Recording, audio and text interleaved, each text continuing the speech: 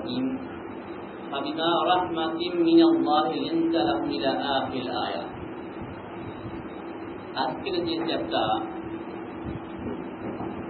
এই চ্যাপ্টার সম্পর্ক কোনো ব্যক্তি যদি মানুষের সংশোধন চায় সাপোজ ইমাম মুসলিমদের সংশোধন চায় তো আপনার বংশের মধ্যে এক মুরব্বী আছে মুরব্বী কি চায় যে বংশের সংশোধন চায় তো ফ্যামিলি আছে হেড ফ্যামিলি যিনি আছেন বাবা আছেন তারপরে সন্তান 10-12-15 জন আছেন তাদের সংশোধন চান তদ্রুপ হয়তো কি আছে আমরা একজন রাজনীতি ঠিকাদারের সাথে আমরা চলতেছি রাজনীতির কি মানুষের চলতেছে তার সাথে কি 100-50 জন মানুষ আছে সে কি তাদের কি সংশোধন চায় মোটামুটি এখানে দুনিয়ার বুকে জীবন যাপন করা একটা পয়েন্টও আল্লাহ তাআলা বয়ান করছেন আখিরাতের একেবারেও ওখানে কিছু ভূমিকা রয়েছে দুনিয়ার ক্ষেত্রেও এটা কি প্রয়োজন আর আখিরাতের ক্ষেত্রে তো প্রয়োজন আছে যে কোনো মানুষ তার আন্ডারে যারা আছে তাদের যখন সংশোধন চায় তাদের ওই ব্যক্তির কেমন হওয়া উচিত এই সম্পর্কে আজকের এই আয়াতের ভিতরে আল্লাহ তাআলা কিছুটা আলোচনা করছেন সর্বপ্রথম আল্লাহ রাব্বুল করেছেন ফাবিমা রাহমাতিন মিনাল্লাহি লিনতা লাহুম ওয়ালাউ কুনতা ফাদ্দান গালিযাল কলব লাম ফাদ্দু মিন হাওলিক ফাবিমা রাহমাতিন মিনাল্লাহি আল্লাহর রহমতের কারণে অনেক দয়ার কারণে লিনতা লাহুম আপনি তাদের সম্মুখে নরম হয়েছেন ওয়ালাউ কুনতা ফাদ্দান যদি আপনি কঠোর হয়েছেন গালিযাল কলব আপনার অন্তর যদি শক্ত হইতো লান ফাদ্দু মিন হাওলিক সকল সাহাবা আপনার থেকে দূরে চলে যেত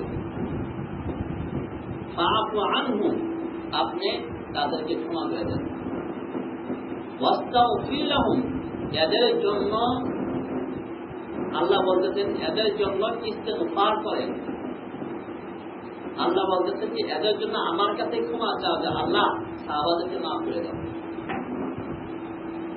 ওয়া শাবিরহুম ফিল আমরি শুধু এতটুকুই না ওয়া শাবিরহুম ফিল আমরি তাদের সাথে মশওয়ারা করেন যে কোনো ব্যাপারে ফাইদা আযামতা ফাতাওয়াক্কাল আল্লাহ যখন কোন একটা কথার উপরে আপনি একদম ফাইনাল করে নেন ফাতাওয়াক্কাল আল্লাহ এরপর আল্লাহর উপর আপনি কি নির্ভর করেন আয়াতের সম্পর্ক গজওয়ায়ে উহুদ বিশাল যুদ্ধ হয় গজওয়ায়ে বদর হচ্ছে 1 নম্বর যুদ্ধ গজওয়ায়ে উহুদ 2 নম্বর যুদ্ধ গজওয়ায়ে উহুদের ভিতরে প্রথম মুসলমানদের কি হয় জয় হয় মুসলমান বিজয় লাভ করে কিন্তু এর পরে আবার কি হয় মুসলমান পরাজয় হয় মুসলমান পরাজয় যখন কি মুসলমানের অবস্থা কি হয় খারাপ হয় পরাজয় হন এই সময় নবী করিম সাল্লাল্লাহু আলাইহি সাল্লাম আঘাতপ্রাপ্ত হন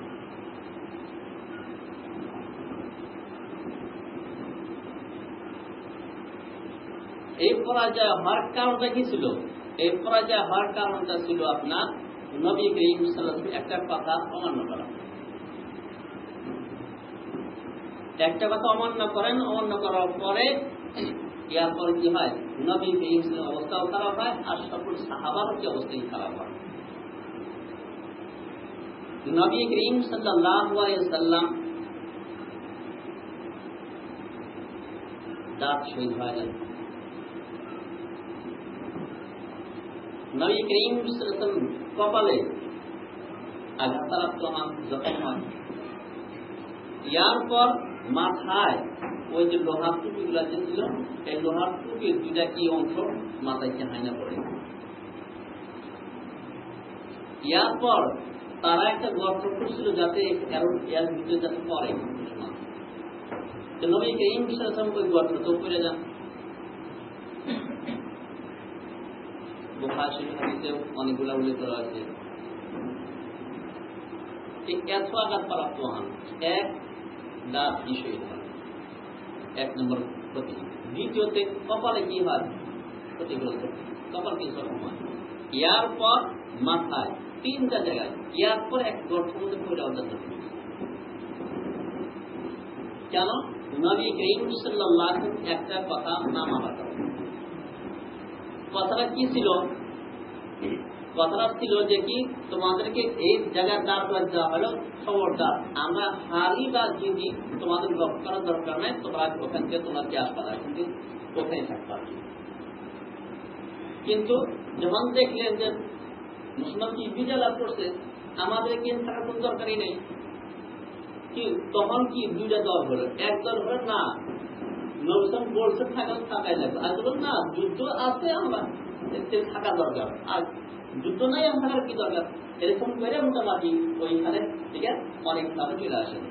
আর এরপরে ওখান থেকে যুদ্ধ এই মানসিক করেন কাশ্মীরের আক্রমণ করে ওই সাইড থেকে যা কয়েকজন তাকে শহীদ করেন, আর পিছন থেকে আক্রমণ করেন, আলোচনা করে ফিরে আসবে। এরপরে মুসলমান অবস্থায় নবী মুসলমান অবস্থা খারাপ।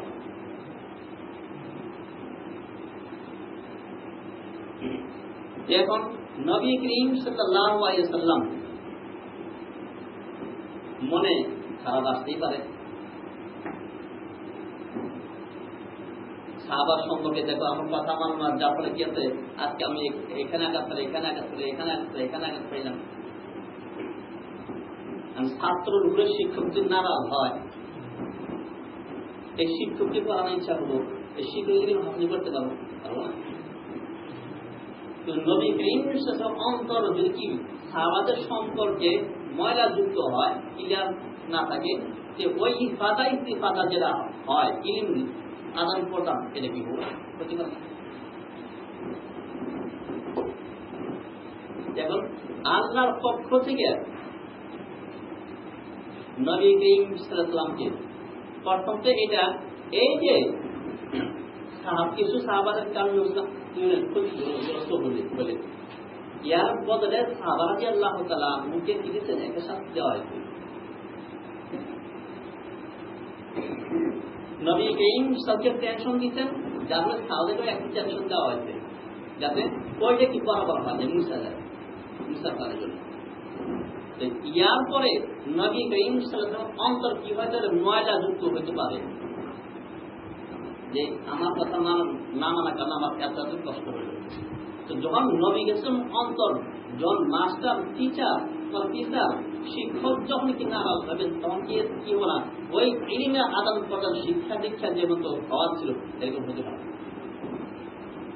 বরঞ্চ আকাশের ইতিবাচক হতে পারে। যারা আল্লাহ রাব্বুল আলামিন নবী করিম সাল্লাল্লাহু বলতেছেন যে তুমি তোমার মন থেকে ময়লা করতে পারো, মনকে আঘাত আনতে পারো, কিন্তু তোমার মনে আঘাত আনার কোন কারণ নাই, মনে যে আঘাত নিয়ে আনো না। কারণ তুমি যে ইয়াদের সাহাবাদের সম্মুখে নরম ব্যবহার করছো, নরম আচরণ করছো, নম্রতা কি অবলম্বন করছো, এটা কি তোমার দান না, এটা কার দান? এটা হচ্ছে আল্লাহর দান।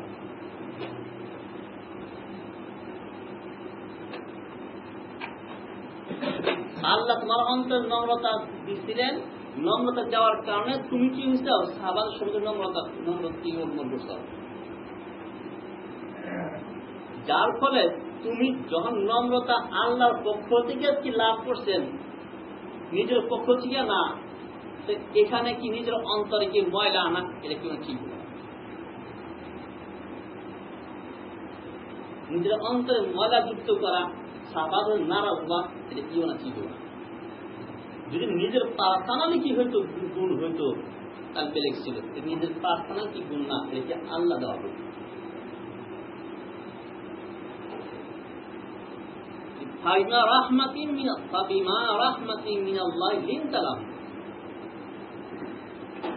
আল্লাহর দয়া থাকার কারণে আপনি কিছু এদের সম্মুখীন হয়েছেন।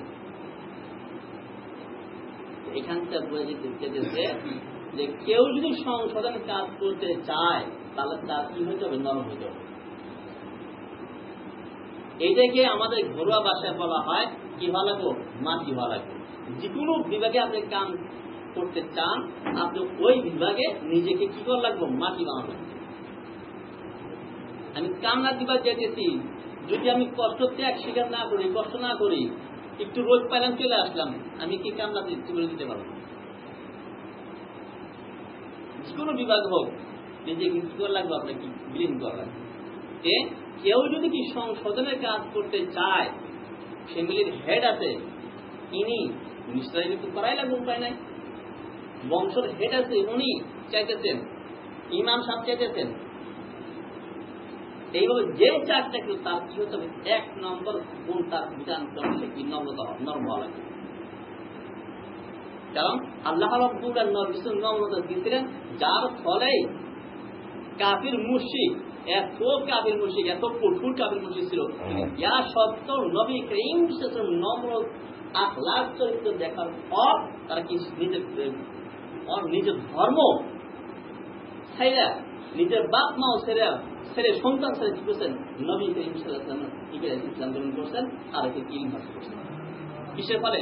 নম্রতা।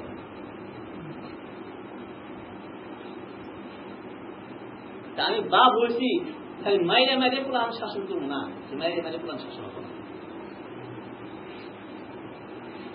আমি জানি হয়েছি মাইরে মাইরে যদি আমার খানদান বাতকীদের গ্রাম শাসন করছি, মাইরে মাইরে শাসন সাধন নম্রতা হয়ে গেল। এই 1 নম্বর বস্তু। ফাবিমা রাহমাতিন মিনাল্লাহি লিনতা লাহুম ওয়ালাউ কুনতা ফাদ্দান গালিযাল কলব, যদি তোমার মেজাজ শক্ত মেজাজ হইতো, তোমার অন্তর যে শক্ত, লাম তাবদু মিন হাওলি, সকল সাহাবা তোমার নিকট থেকে দূরে চলে যেত।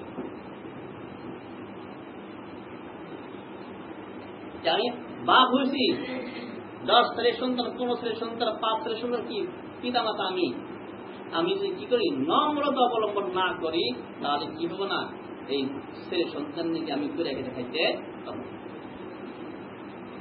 এই ত্রেসের সংশোধন আমি করতে পারবো। ইমাম সাহেব যদি ধৈর্য ধারণ না করেন, ওই মসজিদে উনি টিকিয়ে থাকতে পারবেন না। নম্রতা অবলম্বন করাই না।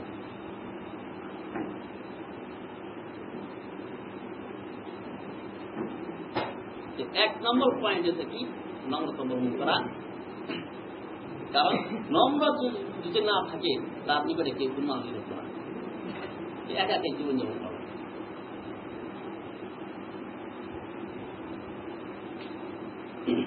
فبما رحمة من الله لنت لهم ولو كنت فظا غليظ القلب। আমি এখানে একটু আরো বলতেছি যে এই যে মসজিদে আমরা আসতেছি, এখানে কি বিশেষভাবে যারা নিচে কি করেন, কিছু কাম কাজ করা কি পারায়ণ করে, আমাদের কি পারাগ নরম হবে, প্রচুর হলেও না, নম্রতার সাথে কাম করা হয়। একদিন একটা বলল বলে তাকে যে কি খুব চড়া ভাষা বললাম না, এটা কিনা ইসলামের নীতি নিয়ম না। কিন্তু এই বস্তু কিন্তু আমাদের এই মসজিদে একটু অবমানিত হবে।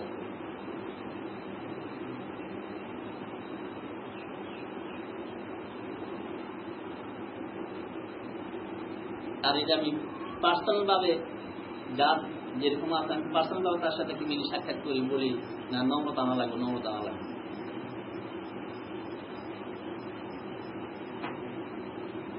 নম্রতা ছাড়া আপনি কি করতে পারবেন না, কারণ দুনিয়াতেও বসবাস করা খুব মুশকিল আছে।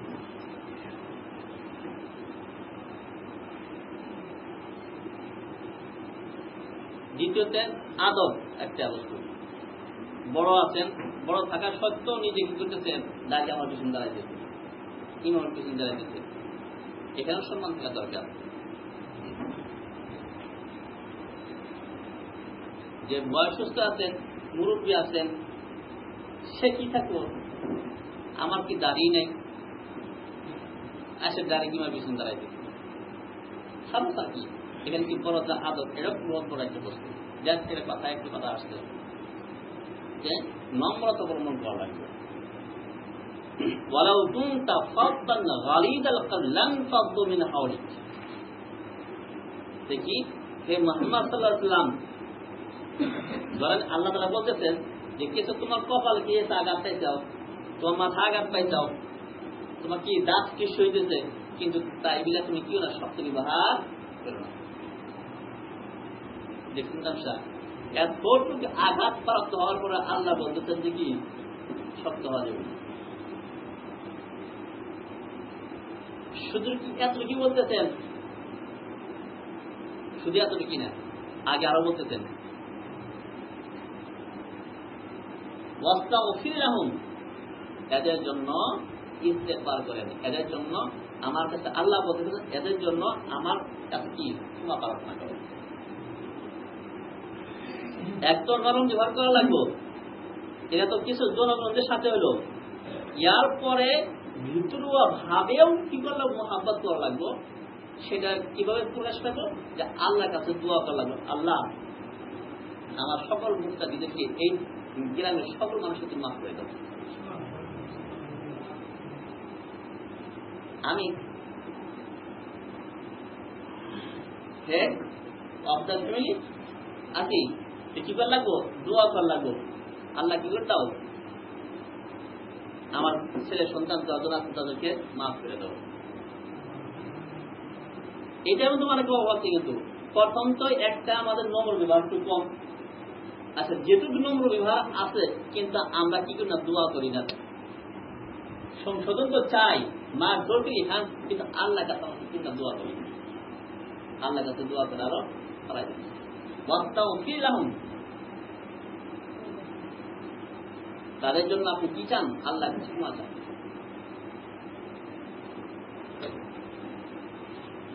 শুধু এতটুকু না, আরো একটা বলতেছেন ওয়াশাবিরহুম ফিল আমরি,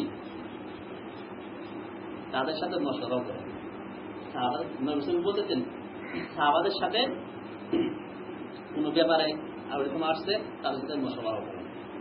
নবী করিম সাল্লাল্লাহু আলাইহি ওয়াসাল্লাম ডাইরেক্ট সরাসরি আল্লাহর পক্ষ থেকে ওহী আসতেছে, ভুল যদি হয় ডাইরেক্ট সরাসরি আল্লাহ কি করবেন, ফেরেশতা পাঠিয়ে দিবেন, ভুল হইতেছে। ইয়া সত্য বলতেছে যে কি করো, সাহাবার সাথে মশওয়ারা করো। অন্য একটা আল্লাহ এই সময় বলছেন ওয়া আমরুহুম শুরা বাইনাহুম, এদের ক্ষেত্রে মুআমালা লেনদেন মশওয়ারা দ্বারা কি হয়, সম্পূর্ণ হয়। যে নবী করিম সাল্লাল্লাহু আলাইহি ওয়াসাল্লাম মশওয়ারার কিঞ্চিত পরিমাণ কি জরুরত দরকার নাই, কারণ ডাইরেক্ট আল্লাহর সাথে তার কি লিঙ্ক আছে আর কি লাগে। ভুল বাইচান্স কি ভুল, এদের সেটা পুষা নিতে হবো, আল্লাহ বলে ডাইরেক্ট এসে দেবো, বানিয়ে এসে দেবো। ইয়া সত্য কি করছেন, মশওয়ারা কি নির্দেশ করছেন। আমরা কি এরকম মশওয়ারা করি? বড় আপনি যে একটা কাম করলে করে বসে মশওয়ারা করি, তারা বান্ধব আমাদের মশওয়ারা জরুরত আছে, আমাদের লিঙ্ক কার সাথে নাই, ডাইরেক্ট আল্লাহর সাথে নাই, যে ভুল হলে আল্লাহ কি দিবেন আমাদেরকে জানাই দিবেন। কিন্তু ইয়া সত্য আমরা কি করে পরস্পর মশওয়ারা করি।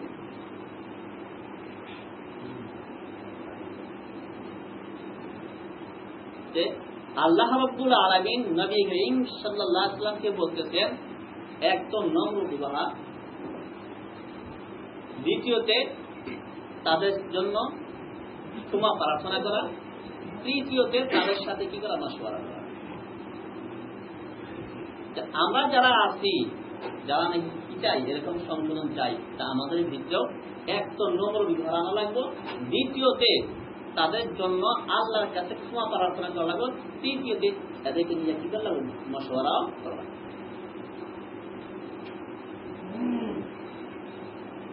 তাহলে যে বিভাগে আমরা আছি, যে কতজন মানুষ আছি, মানুষের সংখ্যা আরো বৃদ্ধি পাইব, মানুষের সংখ্যা